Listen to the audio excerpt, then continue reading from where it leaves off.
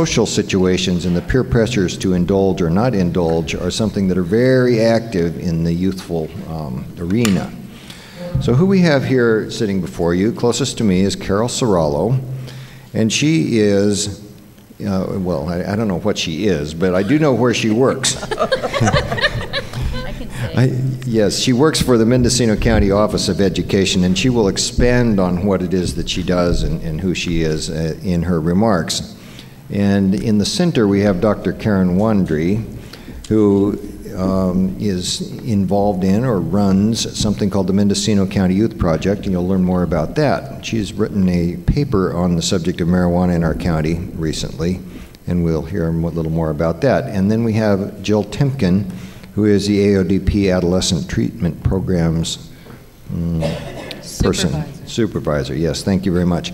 I'd like to start with Carol and then go to Jill and wrap up with Karen. Oh, can we do 1, 2, 3? Oh, you can see now, this is clearly not going to be a patriarchal thing here.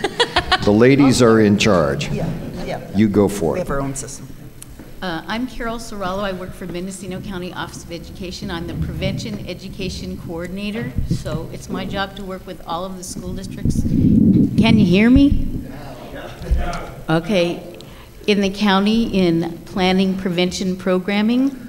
What a hard act to follow, Dr. Courtney. Holy Toledo. I did not bring a PowerPoint, but I kept thinking about, I am a licensed substance abuse counselor, and I kept thinking during the last presentations of the docs and of Ralph, thank you, Ralph, about a workshop that I went to in Humboldt County, and Dr. Daryl Inaba, who is the founder of the Haight-Ashbury Free Clinic in San Francisco, was speaking, and someone asked him about the addiction properties of marijuana, and he said something was really interesting in that when they founded the Haight-Ashbury Free Clinic in the 70s, he said not one person came to them saying, please help me, I can't stop smoking pot.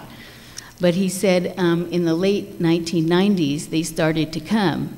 And by the mid-2000s, they have waiting lists of people who cannot stop smoking weed. And his explanation is that growers learn to crossbreed species of cannabis for several reasons. And he said they crossbreed species to have shorter growing seasons and to have a higher THC content. I don't know what the THC content is now.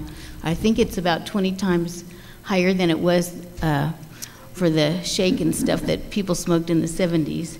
And also to have plants shorter in stature so that they could grow more in a smaller space. I just felt like I needed to say that.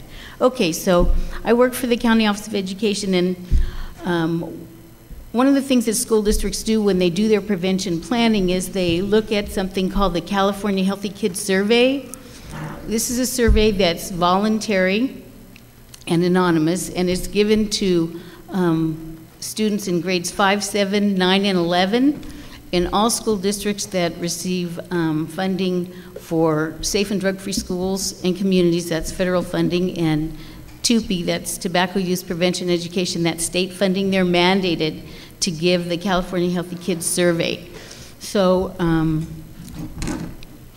in our county, not all districts do the survey, only districts that accept the funding.